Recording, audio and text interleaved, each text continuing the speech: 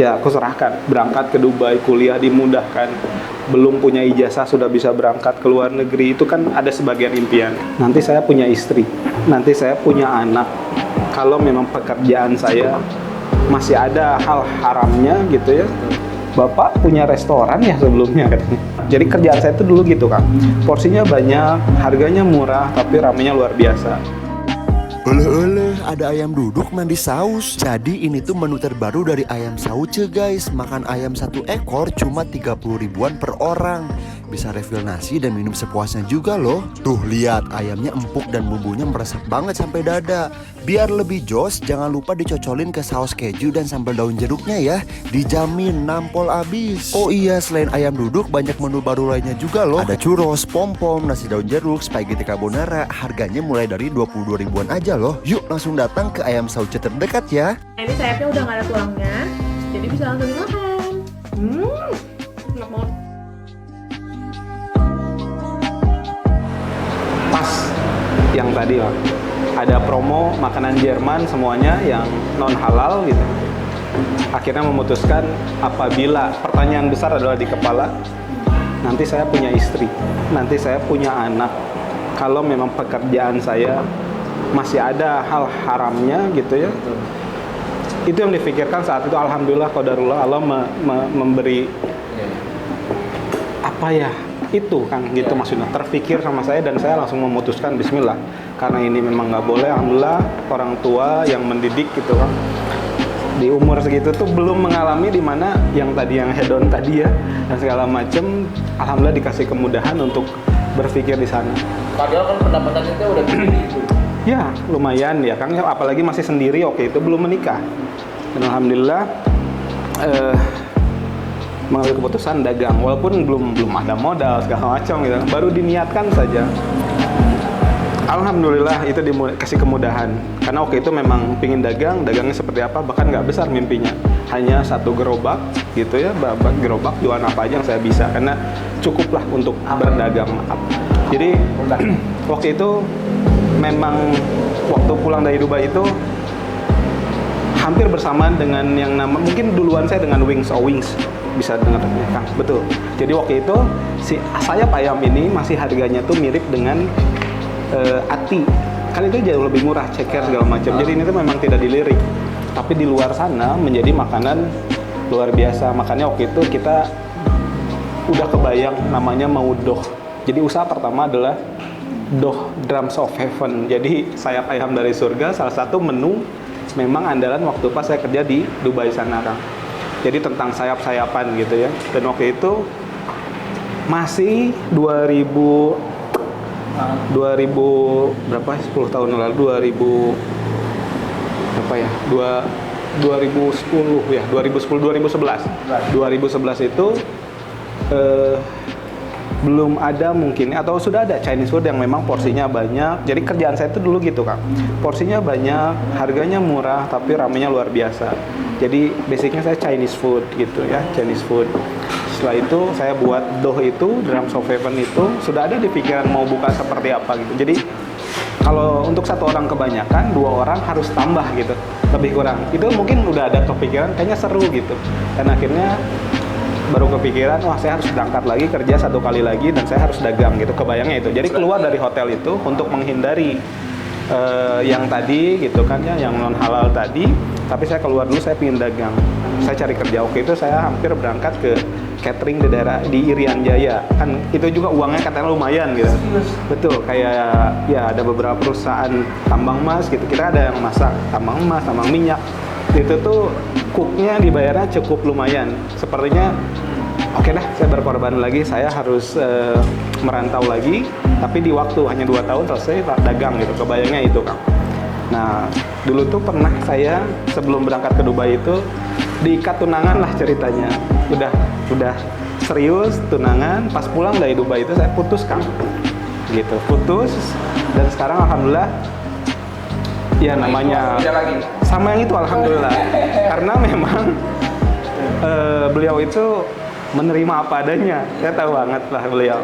Pas pulang dari Dubai itu kan lagi banyak uang kan, dan uangnya habis, saya udah putus sama dia, yang nerima saya cuma dia kan. Masya Allah. Akhirnya saya mengusahakan, udah saya datang lagi sama beliau, wah susah payah ke keluarganya juga segala macam. Sebetulnya nggak ada apa-apa sih Kang, tapi ya itu harus terjadi. Alhamdulillah sekarang beliau makin menyesali kenapa nggak nikah dari dulu waktu itu gitu ya. Sekarang saya punya putra. Pertanyaannya yang tadi gerobak Anda nih nasibnya gimana? Nah, alhamdulillah karena niatnya sudah memang ya Rob, ya aku serahkan berangkat ke Dubai, kuliah dimudahkan, belum punya ijazah sudah bisa berangkat ke luar negeri, itu kan ada sebagian impian. Ya. Nah, waktu pas mau berangkat kerja lagi gitu ya, udah mau berangkat kan. Waktu itu calon ayah mertua bilang sama ibu mertua, nggak mau dibawa tinggal jauh lagi, takutnya nanti Randy mutusin lagi gitu kata-katanya beliau. Yang akhirnya kenapa harus berangkat ke sana ya? Butuh modal, ceritanya itu. Oke. Butuh modal, itu harus disiapkan. Untuk apa? Untuk dagang. Dagang seperti apa beliau? Ya wajar mewawancarai karena memang serius sama sama putrinya. Masya Allah, dan beliau tuh menawarkan butuh berapa untuk usaha. Sedangkan saya orang Batak kan yang cukup keras, gengsinya tinggi, saya menolak. Bahkan menolak sampai tawaran itu sampai 5 kali. Sampai akhirnya sama bapak mertua ditanya lagi, kenapa harus menolak? Karena modal ini pun untuk anak om juga waktu itu, saat itu masih belum papa kayak sekarang. Jadi untuk om. Dan akhirnya dipikir-pikir lagi, bilang sama orang tua juga nggak diizinin awalnya. Tapi ternyata calon ibu mertua dan ayah mertua lebih pintar. Beliau mengontrakkan tempat di Jalan Ambon, Kang. Oke. Itu usaha pertama saya, Masya Allah. Dikontrakan. Ya waktu itu masih di 50 jutaan lah, 2010. 50 juta, dikontrakan 3 tahun, Kang. Masya Allah. Dikontrakan, beri perawatannya segala macam. Itulah awal di masa saya dagang. Ya Rob, kalau betul adanya di saat kita yakin gitu ya, bahwa rezeki itu Allah yang memberi. Saya punya pekerjaan dan saya keluar, pingin usaha, dikasih kemudahan, bahkan tidak keluarkan modal. Jadi saya memang modalnya modal niat, modal dengkul, Mas. Amin. Dan sampai sekarang saya nggak mau kerja lagi, Kang. Tapi namanya usaha ya kan, pernah jatuh lagi 1 kali, Kang. Jatuhnya bukan gara-gara ini juga. Biasa kalau udah rame itu tempatnya selalu naik, Kang. Yang posisi jalan itu tuh dinaikkan dan nggak masuk akal ya, Kang. Yang akhirnya ternyata rintisan kita merintis orang-orang memperhatikan kita. Karena kalau sama si usaha dia atau ya betul seperti itu biasanya. Jadi kita harus keluar dari sana. Tapi alhamdulillah orang-orang di sekitar kita tuh memperhatikan kita ternyata. Oh ternyata Randy tuh legen gitu kalau bahasa Sunda. Akhirnya ditawarin sama saudara ada beberapa tempat gitu ya. Bahkan dulunya hanya 1 tempat. Setelah bingung mau kemana lagi ya balik lagi ke yang punya gitu ya. Kalau memang ini sudah waktunya, kemarin kan sudah bahagia terus, rame, bisa nikah, bisa punya putra di sana. 4,5 tahun, hampir 5 tahun Kang. Kami di sana. 3 tahun plus 1,5 udah mahal. Udah mahal gitu. Jadi sempat ya kita masih ngontrak dan lanjut di situ, tapi tiba-tiba harus naik. Dan itu pun beberapa kali naik sebetulnya. Tapi naik yang terakhir itu kayaknya nggak masuk akal ya gitu. Harus keluar lu. Betul, lebih kurang gitu. Tapi ada yang menawarkan. Akhirnya bisa ya kita nggak ngontrak tempat tapi tetap usaha. Jadi dengan kerjasama gitu. Kerjasama. Ternyata waktu itu sampai buka si kedai doi itu 5 tempat. Itu 5 tempat kan. Itu yang judulnya apa tadi? Kedai DOH. Kedai DOH. Drums of Heaven gitu yang menu dulu. Mudah-mudahan kita bisa menikmati lagi karena itu modal saya nikah Kang. Itu Masya Allah, itulah pertama saya ya, satu waktu itu pakai feel saya banget Kang. Jadi satu waktu itu harus, dan ini salah satu sausnya nih, Double Dragon itu adalah menu yang di sana. Double Dragon sama lada hitamnya begitu. Tapi namanya fondasi kita belum kuat saat itu, kita buka 5 cabang, itu pelajaran berharga buat saya juga. Hanya bertahan tuh yang ramenya, yang bagusnya tuh di 1 cabang, yang lainnya tuh anak-anak belum siap. Yang akhirnya ada nasi baru mateng gitu kan, kebayangkan kalau saya tukang masak udah paham betul kalau nasi masak nggak boleh langsung dibuka gitu ya, harus diakel dulu dan ditutup lagi, nanti baru layak dimakan dan enak gitu. Ini kan masih lembek langsung disajikan, nanti ada komplain, apalagi zaman sosial media waktu itu udah mulai. Jadi ada komplain. Nah saya sebelum komplain itu makin besar, saya tutup semua Kang, tinggal sisa outlet gitu untuk mempertahankan. Ya karena saya pikir waktu itu harus tutup, kalau enggak nanti jelek image-nya si kedai itu, karena itu kadedeh gitu ya, dibuat sedemikian rupa supaya itu tuh saya banget gitu kedai itu gitu awalnya.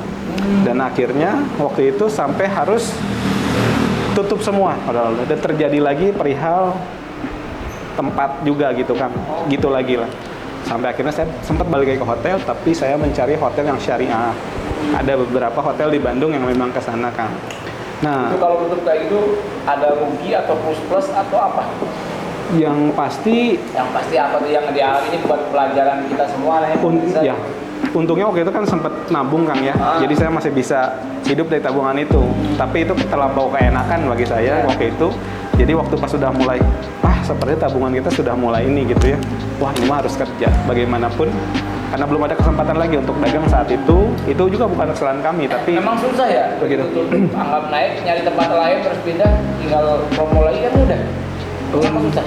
Apa sih yang Waktu itu gitu Kang, karena kami waktu itu pas baru merintis usaha itu, setiap uangnya itu kita kan waktu itu tempat tinggal untuk itu semua Kang. Jadi kami tuh cashnya pas kebetulan lagi nggak ada lah cashnya. Jadi karena dipakai dengan kebutuhan kami gitu, keluarga gitu kan ya. Betul, saya pikir waktu itu kan tempatnya udah aman lah gitu ya. Taunya tiba-tiba harus naik tiba-tiba itu ya cukup kaget. Itu jadi pelajaran juga buat saya dan istri gitu. Nah akhirnya harus tutup. Saya balik lagi ke hotel kan. Ya, tapi hanya syaratnya harus hotel Islami itu sendiri. berapa lama tuh? Itu hanya 3 bulan. 3 bulan. 3 bulan. Itu pun ada sesuatu yang mengganjal buat saya kan. Itu mungkin chefnya rada idealis. Kan di situ ada Japanese food, tiba-tiba ada sake mirin dan hinode. Itu sudah jelas Homer kan. Jelas. Tapi lucunya brandnya itu sekarang sake mirin dan hinode itu sudah tidak ada sakenya kan. Tapi saya tahu betul bahwa saya tukang masak, Itu ada sakenya bahwa di itu ada sakenya. Dan di hotel itu setiap hari Kamisnya itu ada kajian. Kebetulan ada ustadznya segala macam dan manajernya selalu ada kan. Saya akhirnya mengajukan pertanyaan, Ustadz, apabila saya berkena itu Terkena ya terkena. Wah, emang di mana Kang Anda? Di sini Kang, kata saya teh. Ustadz di sini. Kaget kan semua. Berani ya? Saya berani, harus menyampaikan kan. Karena memang itu kecolongan. Jadi idealisnya dari chef itu bisa jadi. Sebetulnya dari hotel itu sudah ada sistem, sudah ada peraturan yang memang tidak dibolehkan. Ada Homer masuk atau tapi sampai juga di hari itu. Alhamdulillah qadarullohnya saya tidak pegang si produk itu, cuman waktu itu pas masuk malam si datang barang-barang dan itu gitu ada wedding Kang gitu, kebayang ya wedding muslimah gitu semua gitu ya, mereka yang mau kesana juga kan pinginnya yang halal segala macam, tiba-tiba ada itu. Akhirnya saya sampaikan di forum itu, kok bisa gitu ya, dari manajernya saling tuding, tapi saya memutuskan langsung keluar waktu itu. Bukan keluar langsung, tapi rasa gundah itu balik ya Rob. Kan saya itu jadi kayak komunikasi sama pencipta. Saya tuh ke hotel ini lagi untuk menafkahi keluarga, tapi saya ketemu lagi ya Rob. Masya Allah, dijawab dalam waktu hanya seminggu kurang, ada yang mengajak saya usahakan. Siapa beliau? Jadi ada dari pihak pemerintah dan swasta itu bekerja sama, ada asesor gitu. Jadi si tukang masak ini layak atau tidaknya dikasih penilaian gitu. Akhirnya ikut pelatihan itu untuk dapatin sertifikat. Dan beliau melihat CV Pak Kelering saya dari pengalaman, Bapak punya restoran ya sebelumnya katanya. Kalau kayak gitu saya punya tempat Pak, bisa dilihat, saya suka sama produk-produk Bapak, makanya saya sempat searching juga Instagramnya apanya Pak, gimana kalau kita kolaborasi, padahal aturan mainnya nggak boleh dalam kegiatan itu untuk membicarakan personal gitu. Akhirnya saya memutuskan, Bismillah, saya bilang sama istri lagi hamil besar Pak, anak kedua, Masya Allah, itu posisinya. Kalau saya keluar dari kerja, jaminan saya untuk lahiran gimana, tapi kan dari dulu selalu ada keajaiban dan meyakini Kang. Alhamdulillah saya memutus sama istri, wah ini katanya dia, tapi terserah papa mama percaya. Istri bilang kayak gitu, Masya Allah, siap, mama tahu resikonya kalau dagang, kalau rame banget gitu ya, kalau untung kalau break even point bahkan rugi mah gitu, nggak apa-apa.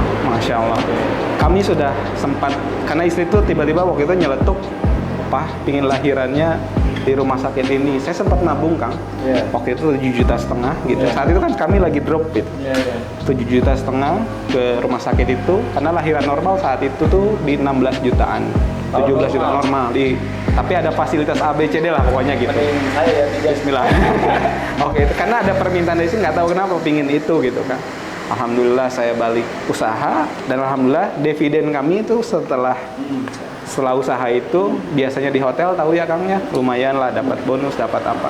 Ini tiba-tiba dapat 800.000. Sebelumnya usaha itu minus Kang. Tapi dari sudut pandang saya dagang tuh alhamdulillah ada penghasilan.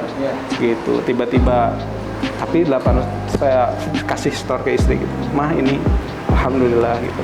Tahunya di bulan ketiga istri harus lahiran. Tabungan sudah ada gitu ya. Ya udahlah nanti nggak apa-apa jadi hutang saja gitu. Toh saya juga nggak akan diam, saya akan bertanggung jawab gitu. Dan alhamdulillahnya si istri itu lahiran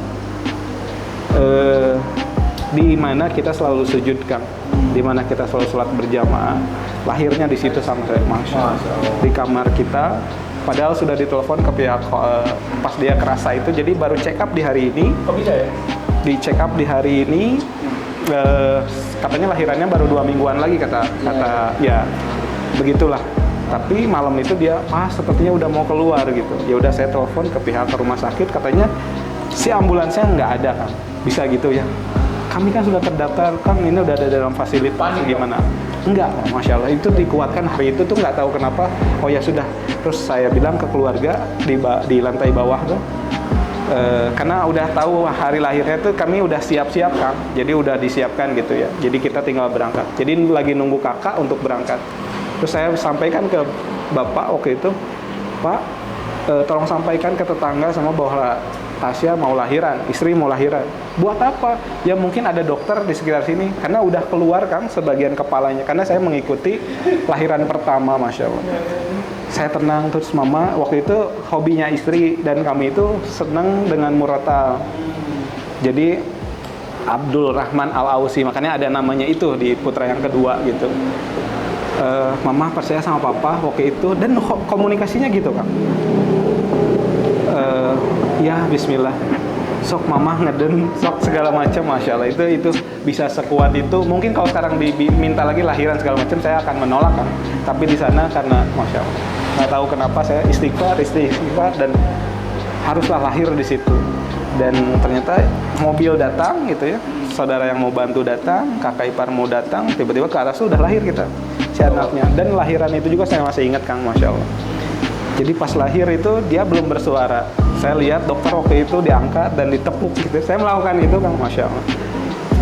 Oi, ya udah oi, istri saya langsung senyum. Terus ininya masih punten kita lagi makan.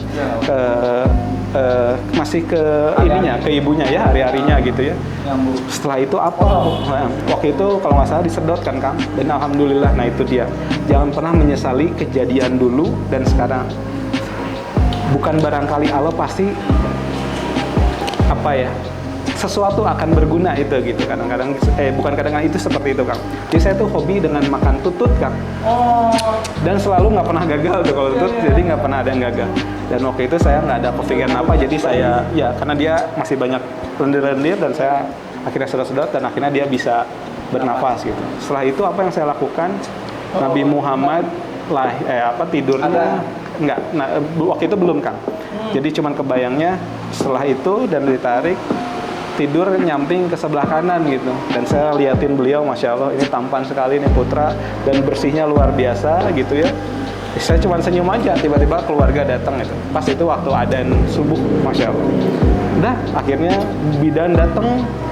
Ini padahal bidan tuh dekat rumah ternyata gitu ya, ada gitu. Tapi udah prosesnya udah lahiran dan alhamdulillah itu lancar. Uang 7,5 juta si rumah sakit itu panik Kang. Mungkin karena pernah ada yang komplain atau gimana, tapi keluarga sudah mau komplain Kang semuanya. Tapi saya bilang anaknya sudah lahir sehat, ibunya juga lahir sehat, alhamdulillah ya ngapain Kang. Akhirnya ya wah heboh padahal keluarga. Kita mah udah akhirnya uangnya dikembalikan full 100%. Dan lahiran di rumah kan harus saya bayar bidan. Ternyata udah ada yang bayar, ayah dan ibu mertua. Tuh kan keajaiban lagi artinya gitu. Makanya hari ini pun sama Kang. Setelah saya melakukan dagang secara kerjasama pun sama. Tapi apakah sudah benar saya melakukan hal ini? Ternyata dalam kerjasama pun harus beneran secara syar'i gitu ya, syirkah gitu.